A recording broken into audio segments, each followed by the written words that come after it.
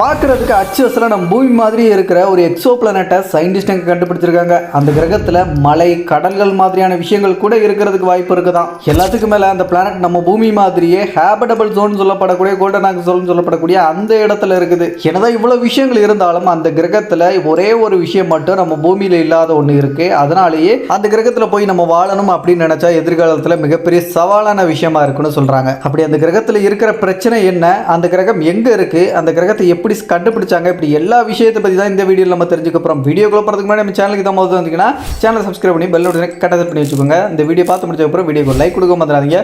Welcome back ஆன new video. நான் உங்கள் சேகர்.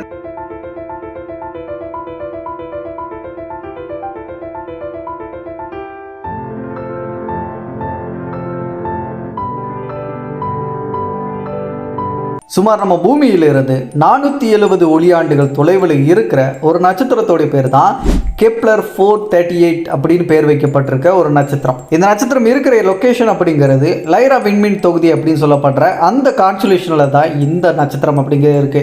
இந்த நட்சத்திரம் சூரியன் மாதிரியான நட்சத்திரம் கிடையாது. இது ஒரு ரெட் ட்வார்ஃப் நட்சத்திரம் அப்படிங்கிற சிகப்புக்குள்ள நட்சத்திரம். இந்த வகை ரெட் ட்வார்ஃப் நட்சத்திரங்கள் நம்ம சூரியனை விட அளவில் சின்னதாக தான் இருக்கும். அதே மாதிரி இதுவும் நம்ம சூரியனை விட சைஸில் சின்னது தான். அதோடைய மேல்பரப்பு டெம்பரேச்சர் அப்படிங்கிறது நம்ம சூரியனை விட கம்மி தான். 3700 கெல்வின் அளவு வெப்பம் கொண்டதாக இருக்குது இந்த நட்சத்திரத்துடைய மேல்பரப்பு டெம்பரேச்சர். அது வெளிப்படுத்தக்கூடிய அந்த லூமினாசிட்டி அப்படிங்கிற பிரைட்னஸ் அப்படிங்கிறதும் கம்மியாக தான் இருக்கும். இந்த நட்சத்திரம் உருவாகி எத்தனை ஆண்டுகள் ஆகுது தெரியுமா? நம்ம சூரியனை விட கொஞ்சம் தாங்க கம்மி. அதாவது 4.4 பில்லியன் ஆண்டுகள் ஆகுது இந்த நட்சத்திரம் உருவாகி. அதுவே நம்ம சூரியன் உருவாகி 4.6 பில்லியன் ஆண்டுகள் ஆகுது. ஸோ கொஞ்சம் இளம் நட்சத்திரம் அப்படின்னு கூட வச்சுக்கலாம். இந்த நட்சத்திரத்துக்கு எதுக்காக கெப்லர் அப்படிங்கிற அந்த பேர் கொடுத்துருக்காங்க அப்படின்னா, நாசாவுடைய கெப்லர் டெலஸ்கோப்பால் இது கண்டுபிடிக்கப்பட்டதுனால தான் இதை கெப்லர் அப்படின்னு சொல்லிட்டு அந்த பேரோட அழைக்கிறதுக்கு காரணம். 2015 இந்த நட்சத்திரத்தை சுற்றி ஏதாச்சும் எக்ஸோ பிளானட் வள வருதா அப்படிங்கிற ஆய்வு பண்றதுக்கு முயற்சி எடுத்த விஞ்ஞானிகளுக்கு அவங்க நினைச்ச மாதிரியே இதை சுற்றி ஒரு கிரகம் வள வருது அப்படிங்கிறத கண்டுபிடிக்கிறாங்க. அதுவும் டிரான்சிட்டிங் மெத்தட் அப்படின்னு சொல்லப்படுற அந்த ஒரு முறைப்படி தான் அந்த கிரகம் அப்படிங்கிறது கண்டுபிடிக்கப்படுது. அந்த கிரகத்துக்கும் அந்த டெலஸ்கோப்போடைய பேரான கெப்லர் 438b அப்படின்னு சொல்லிட்டு பேர் வச்சாங்க. கிரகத்தை கண்டுபிடிச்சதுக்கு அப்புறம் அந்த கிரகம் சம்பந்தமான மேற்கொண்டு ஆய்வு பண்ணதுக்கப்புறம் இது நம்ம பூமி மாதிரியே இருக்கக்கூடிய ஒரு கிரகம் அப்படிங்கிறதும் அவங்களுக்கு தெரிய வருது.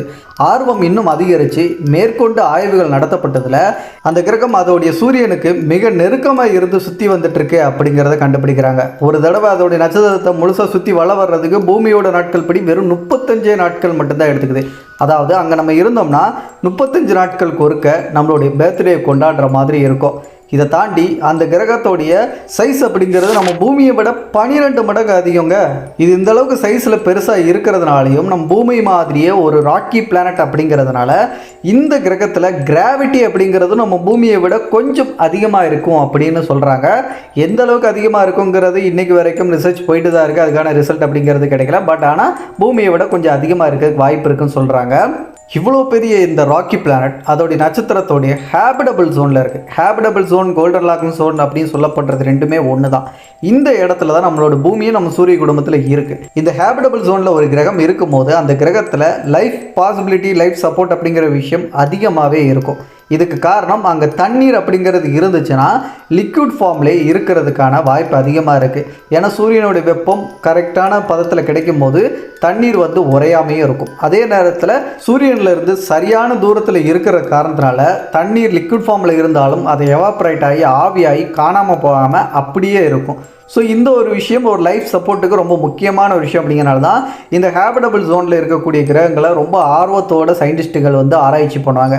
அந்த வகையில் இந்த கிரகமும் அதோடைய நட்சத்திரத்தோடைய ஹேபிட்டபிள் ஜோனில் இருக்குது. இதில் ஒரு சில பேருக்கு டவுட் வந்துருக்கலாம், அந்த நட்சத்திரத்துக்கு மிக அருகில் இருந்து சுற்றி வந்துட்டு இருக்குன்னு தானே சொன்னேன். அப்போ அந்த நட்சத்திரத்தில் இருக்கக்கூடிய அந்த வெப்பம் அப்படிங்கிறது அந்த கிரகத்தில் தண்ணி இருந்துச்சுன்னா ஆவியாக தானே ஆக்கியிருக்கணும். அது எப்படி வாழறதுக்கு ஏற்ற மாதிரியான ஒரு கிரகமாக கருத முடியும் அப்படின்னு சொல்லிட்டு நீங்கள் நினைப்பீங்க. அது ஹேபிட்டபிள் ஜோனே கிடையாது அப்படின்னு சில பேர் நினைப்பீங்க. இதுக்கான ஆன்சர் சிம்பிளாக ஒரே விஷயம் தான். நம்ம சூரியன் அப்படிங்கிறது ஒரு G type main sequence star, ஒரு எல்லோ டார்க் நட்சத்திரம் அப்படின்னு கூட எடுத்துக்கலாம். இதனால நம்மளுடைய சூரியனுடைய அந்த இடத்துல இருந்து ஹேபிட்டபிள் ஜோன் அப்படிங்கிறது கொஞ்சம் தள்ளி தூரமாக தான் இருக்கும். ஆனால் ரெட் ட்வார்ஃப் மாதிரியான சிகப்புக்குள்ள நட்சத்திரங்களுடைய அந்த ஹேபிட்டபிள் ஜோன் அப்படிங்கிறது நட்சத்திரத்துக்கு அருகிலே இருக்கும். இதுக்கு காரணம் அந்த நட்சத்திரத்தோடைய டெம்பரேச்சர் அப்படிங்கிறது தான்.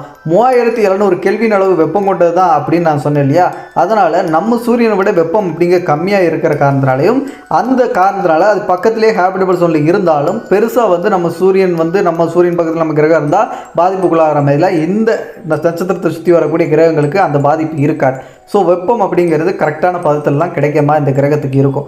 ஆனால் இங்கே பெரிய பிரச்சனை என்ன அப்படின்னா, அந்த ஹேபிட்டபிள் ஜோனில் அந்த கிரகம் இருந்தாலும் அங்கே அட்மாஸ்பியர் இருக்கிறதுக்கான பாசிபிலிட்டிஸ் இருக்கா இல்லையாங்கிறது சந்தேகமாகவே இருக்குது.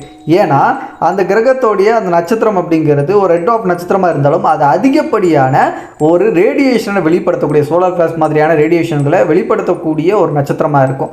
ஸோ இதன் காரணமாக அந்த ரேடியேஷனுடைய தாக்கம் அந்த கிரகம் பக்கத்தில் வந்து சுற்றிட்டு இருக்கிறதுனால அதில் அட்மாஸ்பியர் இருந்தாலும் வலிச்சு தொடச்சி எடுக்கிற மாதிரி தான் அந்த ரேடியேஷன் அப்படிங்கிறது இருக்கும். ஸோ அட்மாஸ்பியர் அங்கே இருக்கா இல்லையா, இல்லாட்டி இருந்துச்சுன்னா அந்த அட்மாஸ்பியர் வந்து இப்போதைக்கு வந்து அந்த நட்சத்திரத்தால் பாதிப்படையாமல் இருக்கா அப்படிங்கிறதெல்லாம் ஒரு கேள்வியாக ஒரு கொஸ்டின் மார்க்காகவே இருந்துட்டு இருக்கு. சரி, அட்மாஸ்பியர்லன்ட்டு என்ன, அந்த கிரகம் தான் ஹேபிட்டபிள் ஜோனில் இருக்குல்ல அப்படின்னு நீங்கள் நினைக்கலாம். பட் ஆனால் அட்மாஸ்பியர் அப்படிங்கிறது ஒரு கிரகத்துக்கு மிக முக்கியமான ஒரு விஷயங்க. ஏன்னா சூரியன்லேருந்து வரக்கூடிய ரேடியேஷன் மாதிரியான கதிர்வீச்சுகளை அந்த கிரகத்தோடைய அட்மாஸ்பியர் தான் ஒரு ஷீல்டு மாதிரி இருந்து ப்ரொடெக்ட் பண்ணும். ஸோ அந்த அட்மாஸ்பியர் மட்டும் ஒரு கிரகத்துக்கு இல்லைன்னா அந்த சூரிய கதிர்கள் அப்படிங்கிறது நேராக அந்த கிரகத்தோடைய சர்ஃபேஸை நோக்கி வரும்போது அதில் உயிர்கள் இருந்துச்சுன்னா அந்த ரேடியேஷன் காரணமாக அந்த உயிர்களே அழிஞ்சு போகிறதுக்கான வாய்ப்புகள் இருக்குது. ஈவன் நம்மளோட பூமிக்கு கூட அட்மாஸ்பியர் இருக்கிறதுனால தான் நம்ம அந்த ரேடியேஷன் சம்மந்தமாக பெருசாக எந்த ஒரு தாக்கத்தையுமே நம்ம இது வரைக்கும் பெருசாக ஃபேஸ் பண்ணவே இல்லை. இங்கே உயிர்களும் சேஃபாக இருந்துட்டு இருக்கு. இந்த காரணத்தினால தான் ஒரு கிரகம் ஹேபிட்டபிள் ஜோனில் ஒரு எக்ஸோ பிளானட் இருந்தாலும் கூட அங்கே அட்மாஸ்பியர் இருக்கா அப்படிங்கிற ஆய்வு அப்படிங்கிறது மிக முக்கியமாக பண்ணப்படுது. அண்ட் இது வந்து அங்கே இருக்கக்கூடிய உயிர்களை பாதுகாக்கிறதுக்கு மட்டும் இல்லை, அங்கே தண்ணி இருந்துச்சுனால் கூட அந்த அட்மாஸ்பியர் வந்து அங்கே தண்ணி இருக்கக்கூடியதை பெருசளவில் அந்த சூரியனோட வெப்பத்தின் காரணமாக எவாப்ரேட் ஆகாமல் பார்த்துக்கும். ஸோ இந்த ஒரு விஷயங்கள் சேர்த்து பல காரணங்களோட ஒரு அட்மாஸ்பியர் அப்படிங்கிற ஒரு கிரகத்துக்கு மிக முக்கியமான ஒரு விஷயமா இருக்கிறதுனால தான் பல ஆய்வுகள் இதை சம்மந்தமாகவே நடத்தப்படுது. பட் இருந்தாலும் சில சயின்டிஸ்ட்டுங்க என்ன சொல்கிறாங்கன்னா, இந்த கிரகத்தில் தண்ணீர் இருக்கலாம், கடல்கள் கூட இருக்கலாம் அப்படின்னு சொல்கிறாங்க. அட்மாஸ்பியர் கூட இருக்கிறதுக்கான வாய்ப்புகள் இருக்குது அப்படின்னும் சில சயின்டிஸ்ட்களால் சொல்லப்படுது. பட் ஆய்வுகள் இன்னைக்கு வரைக்கும் நடந்துட்டு தான் இருக்கு. இதில் ஆய்வு நடத்தப்பட்டதில் இந்த கிரகத்தோடைய அந்த சர்ஃபேஸ் டெம்பரேச்சர் அப்படிங்கிறது எந்த அளவுக்கு இருக்குன்னா 15 டிகிரி செல்சியஸ் அப்படிங்கிறது நம்ம பூமியோடைய டெம்பரேச்சர் அப்படிங்கிறது. ஆனால் இந்த பிளானட்டோடைய டெம்பரேச்சர் அப்படிங்கிறது 3 டிகிரி செல்சியஸ். ஸோ நம்ம பூமி மாதிரி ஒரு வாழ்கிறதுக்கு ஏற்ற மாதிரி ஓரளவுக்கு டெம்பரேச்சர் இருக்கக்கூடிய ஒரு பிளானட்டாக தான் இருக்குது. சிம்பிளாக சொல்லப்போனால் ரொம்ப குளிரும் கிடையாது, ரொம்ப சூடும் கிடையாது, ஒரு மீடியமாக இருக்கக்கூடியது மாதிரி தான் இருக்குது. பட் இந்த கிரகத்தில் நம்ம எதிர்காலத்தில் போய் வாழணும் அப்படின்னு நினச்சி முடிவெடுத்தா பெரிய சேலஞ்சுகள் இருக்குது அப்படின்ட்டு சொன்னேன் இல்லையா நான் வீடியோட ஸ்டார்டிங்கில். அது என்ன பிரச்சனை அப்படின்னா, இந்த கிரகம் அதோடைய நட்சத்திரத்தை டைடலி லாக் ஆகி சுற்றிட்டு இருக்கு. அதாவது நம்ம பூமியை எப்படி நிலவு வந்து எப்பவும் ஒரு பக்கத்தை காமிச்சு ஃபேஸ் பண்ணி சுற்றிட்டு இருக்கோ அதே மாதிரி தான் இந்த கிரகமும் அதோடைய நட்சத்திரத்தை ஒரு பக்கத்தை பார்த்த மாதிரிக்கே சுற்றி வந்துட்டு இருக்கு. ஸோ இதன் காரணமாக ஒரு பக்கம் எப்போவுமே பகலாகவும் இன்னொரு பக்கம் இரவாக இருக்கும். பகல் இருக்க பக்கத்தில் கொஞ்சம் வெப்பமாகவும் இரவு இருக்கக்கூடிய பகுதி இருள் சூழ்ந்தும் குளிராகவும் இருக்கும் அப்படின்னு சொல்கிறாங்க. ஸோ இந்த இரவு பகல் ரெண்டுத்துக்கும் நடுப்பகுதியில் இருக்கக்கூடிய அந்த கிரகத்தோட பகுதியில் மேபி உயிர்கள் சர்வே ஆவதுக்கான பாசிபிலிட்டிஸ் அந்த இடத்துல மட்டும் இருக்கிறதுக்காக வாய்ப்பு இருக்குது அப்படின்னு சயின்டிஸ்ட்லாம் நம்பப்படுது. ஓவராலாக இந்த எக்ஸோ பிளானட் அப்படிங்கிறது நம்ம பூமியோட எந்த அளவுக்கு சிமிலராக ஒத்து போகுது அதுக்குன்னு ஒரு ஸ்கோர் கொடுத்துருப்பாங்களே, அந்த ஸ்கோர் பட்டியலில் இதுக்கு எவ்வளோ கொடுத்துருக்காங்க தெரியுமா?